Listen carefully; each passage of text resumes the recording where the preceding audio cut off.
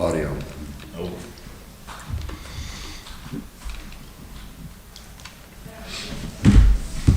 Sit on. Martha's got the new speakers. Will you She's hit got the new blue button speakers. for All right. me when we start? I Thank will. you very much. You're They welcome. play, IT's played with it here. The guy that originally set it up can only come in after hours. Then they've not got together yet.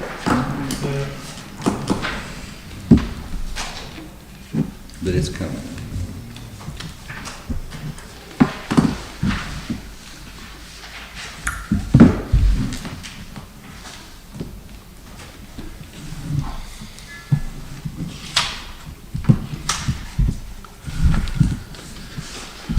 All right, I've got several timepieces. Say it is 10 o'clock.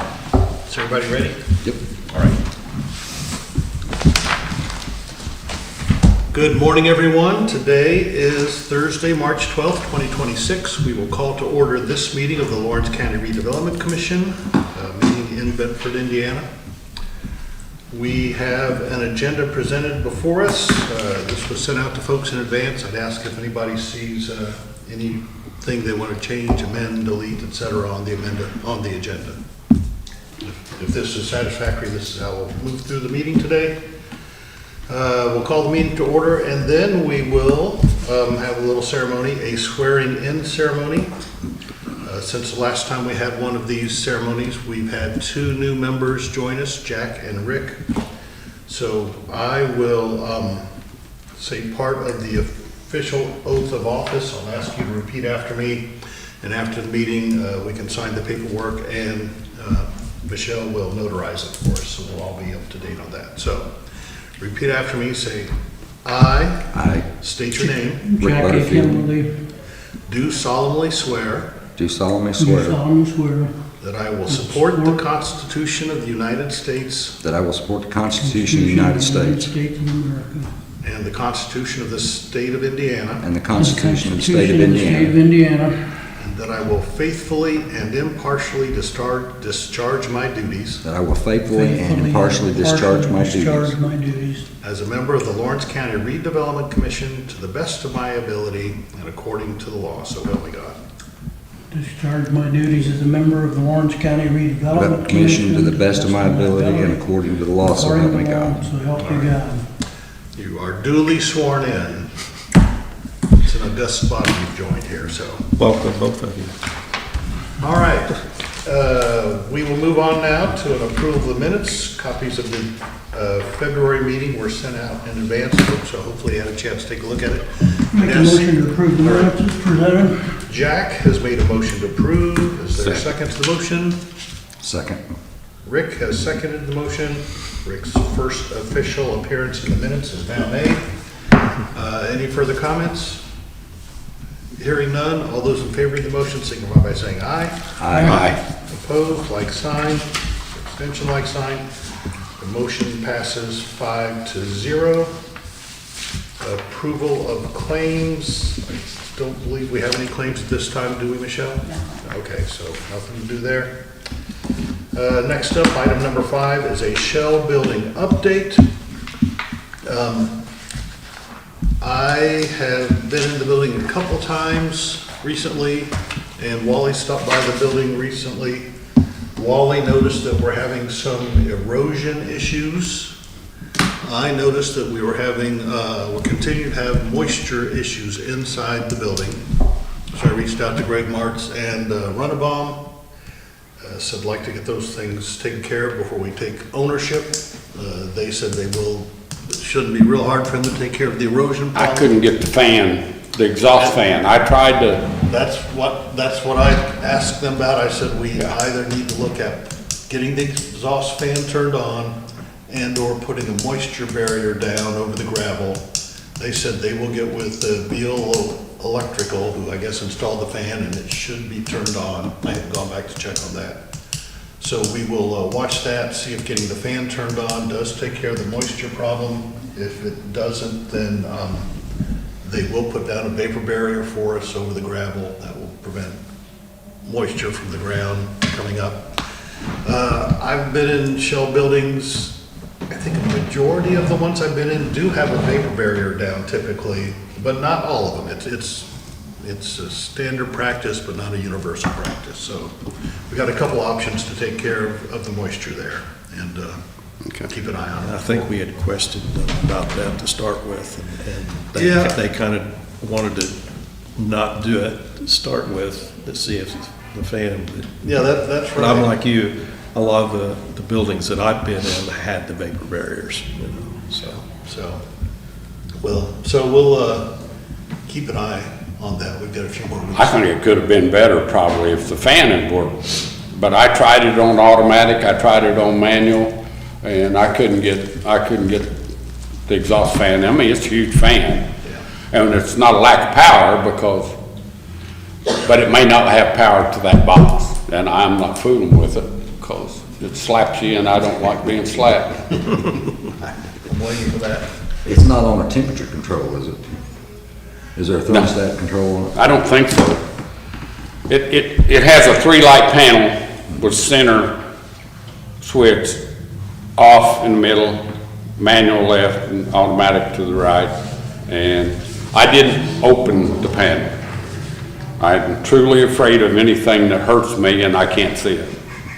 So, not being familiar with, and I don't know why, I'm sure it's just 220. It looked like a 220 motor to me.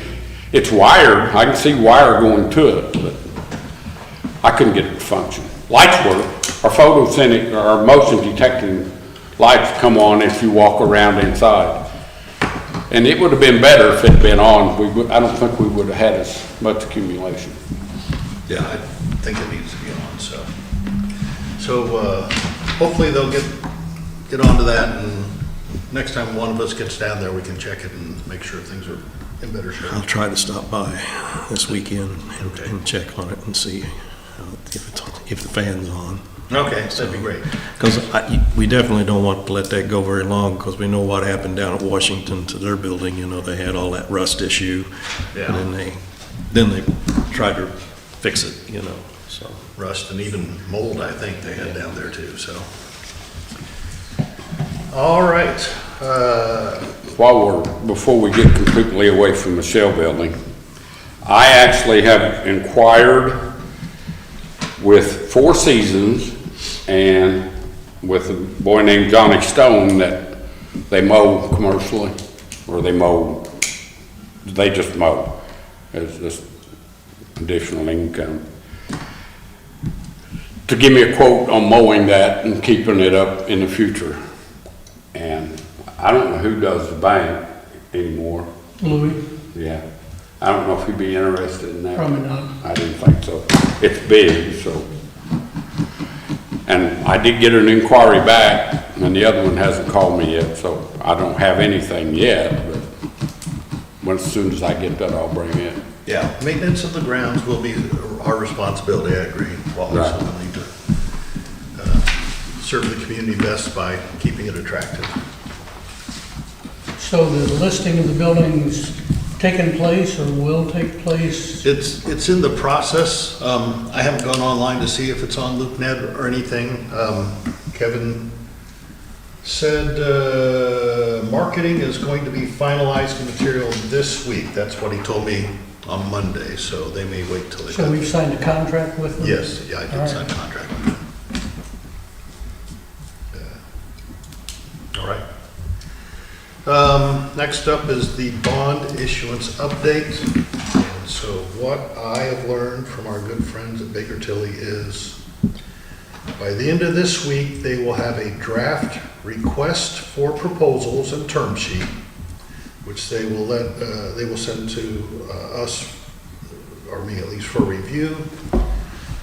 After the review, we'll put together a timetable, a finishing timetable, to outline all the steps, when they need to happen, et cetera.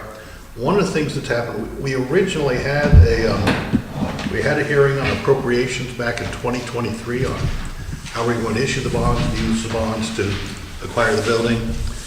Since then, Department of Local Government Finance has tweaked the requirements and on uploading notice of additional appropriation hearings. So we'll need to hold that hearing again to comply with DLGF So that will require a 14-day prior notice to the public that we're going to hold that hearing. So that will need to take place. Once all that has happened, then we'll be ready, we being Baker Tilly, will send all the information to all the banks that are asking for proposals. I know we've got, I think, at least 4 banks interested. Then the banks will get a few weeks to respond, and we should be able to close 2 or 3 weeks following the county selecting a purchaser. So we should reasonably be able to close on the bonds before the end of April. So that's kind of what I've picked up from folks. Sorry about that. So that's the process we're going through. We got things in motion. We'll need to schedule that public hearing. So we'll wait till we get the timetable that lets us know about when we need to do that. We need a public notice in advance. Any questions on that one? When are you gonna schedule that hearing?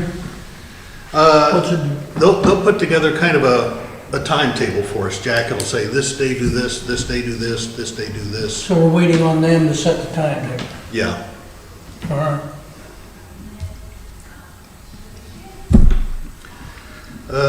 Next up is 621 Main Street, the Mitchell Building that we're hoping to do the environmental assessment on regarding hazardous materials within the building. The group we've been working with out of Evansville, Environmental Services, they did draft a right of entry agreement. They sent that to me this week. I was going to send it to the mayor, Mayor Caudell, down in Mitchell, because he's the one who's been in contact with the building owner. However, he's out on vacation this week, visiting family, so we'll wait till he gets back, send their information to him. He'll send it to the building owner. Hopefully the building owner signs it, get that back. And then Environmental Services folks say they can be in there within 30 days of getting that letter back. Did they respond to the bond question we had? You Insurance. had that bond question, that was a good question, and I forgot to ask that. Let me confirm that. Yeah. That's my bad, Rex, I'm sorry about that. That's okay. One other thing that I did see it's related to that is that, if I saw it right, City of Mitchell received a $500,000 blight clearance grant from Okra. And so that would cover, actually, if they're going It's to a use it, different building. it's for a different building? It's for 628, Okay, the old police station.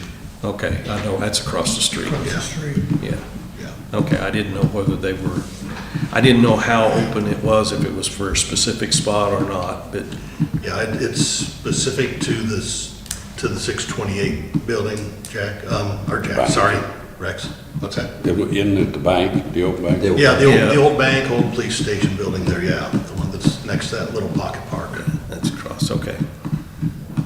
So I've been in conversations with Julie Habig from Regional Opportunities Initiative. She's the person who's leading. So Lily's made a bunch of money available through the Ready 2.0 program, and a lot of that is for blight elimination. Julie is trying to put together a package of multiple properties in our region that that could be qualified to get access to some of that Ready 2.0 grant money for blight remediation. And so she would like to put 621 Main Street, the one we're talking about here, into that package. What's that? Please do. Yeah, well, yeah, so the good and the bad of it is,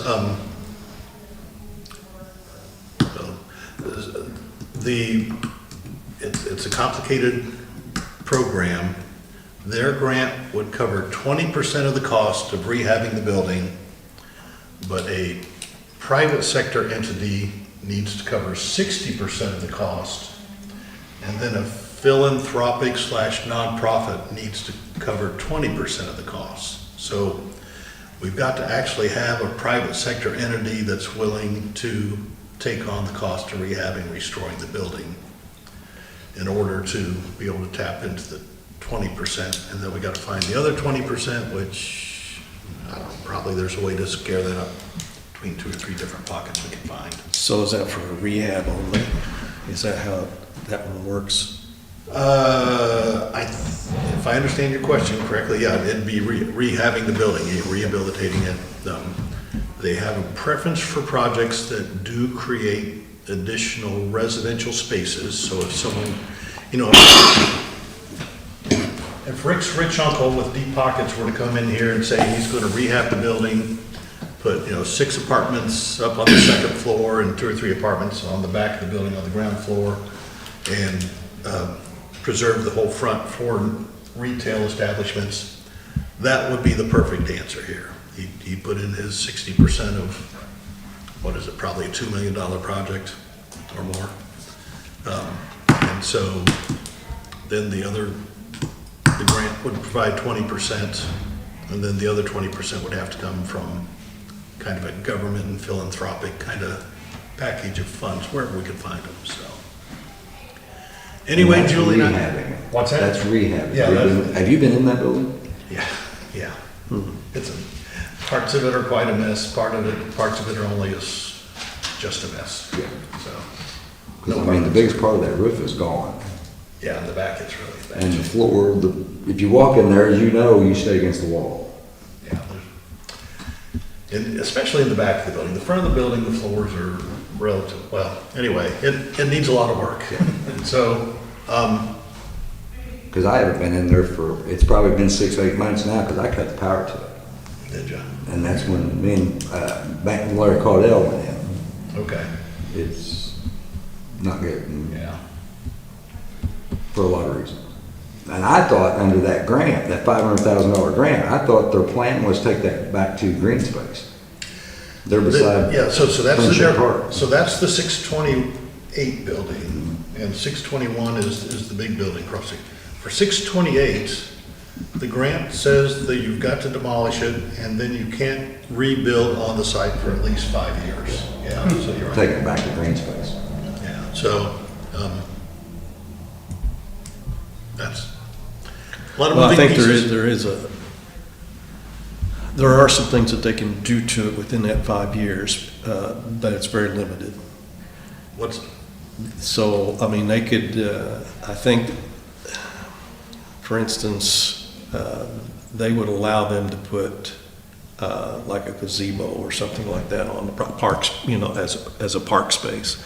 I think that's allowed. It used to be, unless they changed everything, and even they wouldn't be doing this where it's at, but I know like on the Huron school side, it was under that at the same time. And, but if you'd have wanted to put a new fire station on that during that 5-year period, that could have worked. They would have allowed that to be done, but it's just not no commercial type buildings, any kind of commercial, where they can sell the property and do something with it that's going to be, advantageous to the, a private entity. yeah. I'd heard from one source that the regs did allow you to rebuild on up to 20% of the square footage of the parcel, but I haven't followed up on that, Rex. The mayor and I had been talking, wearing my other hat from Radius, we'd been talking about trying to put a public restroom on that site to serve the trailhead purposes of the Monon South Trail. So I'm still waiting to follow up with him. We may be able to do that. That might be something that you could do. So 621, redevelopment commission should have, the redevelopment commission is looking at trying to do the hazard assessment on 621, the big yellow building. We really don't have anything to do with the 628 building. It's the Okra funds are going to take care of that, and the mayor and Radius will work on some of it. So that's the situation on those buildings right now. On 621, I know they're gonna look at paint and all the different items that's possibly hazardous. Does this include going back for like pigeons and, because that building's been open now for a couple of years. I don't think they're looking, Did you say? pigeons, droppings, those kind of things. No. I think we're probably- specifically looking for lead, asbestos, and mercury. I think those are the, Those are the three. I'm just recalling this building right here. Best I can remember, David may have a better number than me, but I think it was $380,000 it cost to take the pigeon manure out of that building before they ever moved it down here on the corner. I don't know if that's correct or not. That's a, Somewhere in that ballpark. yeah. It was a large number. So that being open like that, I'm a little concerned that if pigeons have been nesting in there now, is this gonna make an additional thing? Or if they're even going to look. It depends a lot on what is done with the building, you know. I mean, Yeah. we've thrown around different things, you know, we've thrown around trying to, you know, the cost for saving the entire building would be astronomical. I mean, it's, Yeah. you know, we know that. We talked about possibly saving half of the front half of the building, and that's kind of what Jeff is talking about with, you know, partnering with, you know, getting some of those other funds to be able to help with that, if you're gonna rehab it. The other thing that we discussed was having the front of the building saved, so, you know, and then the back space, the back behind it would just be green space. And that would just help with, you know, the aesthetics of the downtown, so that you're, you know, you don't have another big gapping hole there, because they're gonna have one across the street now. Yeah. You know, and then, you know, this is a pretty large building, so you'd have a pretty large gapping hole there, you know. And the other thing is just to demolish it completely and then have it as green space. And depending on where the funds come from, can determine what you can do with that property for how long. You know, if it, you know, like the Okra funds is gonna limit you, you know, at what you can do with the property. These other funds that we're talking about probably would not limit, you know. And then if, you know, we use redevelopment funds, you know, obviously that would not limit what we could do, but I don't really foresee, we've discussed this before, I really don't foresee that the redevelopment commission has an interest in trying to rehab the building, or, you know, even, you know, be responsible for the cost of actually demolishing the building. Whoever is responsible for that would have to have a phase one done. I mean, whoever's going to take over ownership of that building would have to have a phase one. We did not do that with this when we're doing this environmental. We're not doing the phase one, and the reason why is because a phase one only lasts for a short period of time, and then you'd have to renew it. You know, so if you don't have a real if you don't have a real good plan as to what's going to happen with the building in a short term, you don't want to do a phase one. You can do the phase one at any point in time, but the phase one is primarily for protecting the owner. You're basically going in, it's basically a history of the building, going as far back as they can go on that piece of property to find out what has been there over all that period of time, make sure there was nothing there like a cleaners that was there, that, you know, dry cleaners that use, you know, hazardous materials over a period of time. It tends to get into the ground and can leach into other areas, which can cause, you know, a lot of headaches for whoever the owner would be, because they would be liable for that if they just accept the building, you know, without doing all that research in advance. So that's what the phase one is for, is to protect whoever the new owner is, to go back and make sure there was nothing there that, you know, that would be a liability to them. And once that phase one is done, then they are protected by the state, you know, and so it's under a CERCLA. And so they're protected for, you know, as long as they own the building. that, they couldn't be sued for, if something later happened, that whoever went and did the phase one would be the responsible party if they missed something, But anyway, there are things that, as we move forward with this, and right now all we're doing is the environmental study on seeing where the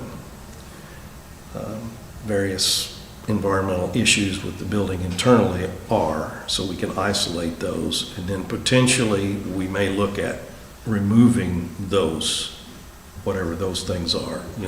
I'm sure there's going to be lead paint. I'm sure there's going to be some asbestos in the building by its age. There may be some mercury in there, but hopefully it's all isolated in areas that can be easily, reached and taken out at a very minimal cost. And at that point, I think that's where we're done. If we can get that much done for the city, then we're done with it, and it's up to them to try to figure out the rest of it, But,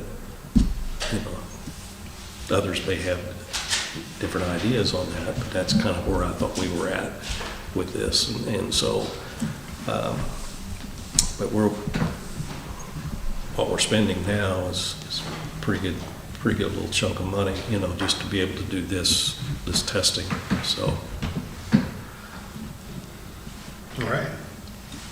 Any other questions, comments? All right, we're coming to the end of the agenda. Our next item, item number 8, is other business. Michelle, I don't have any other business, do I? Okay. I didn't think so either. Does anybody else have anything to bring up? Any topics, questions? Okay. David, thanks for joining us. Do you have anything you want to tell us, or? Not at this time. I'll keep my ears open. Dan, anything you want to tell us? Keep doing good work. Okay. All right, everyone. Well, thank you all for being here today. This will conclude the meeting, the March meeting of the Lawrence County Redevelopment Commission. We'll meet again in April on the second Thursday of the month. Meeting adjourned. Question, Yes, sir. strictly different. How are you going to handle getting over Highway 60? For the trail, so we cross Highway 63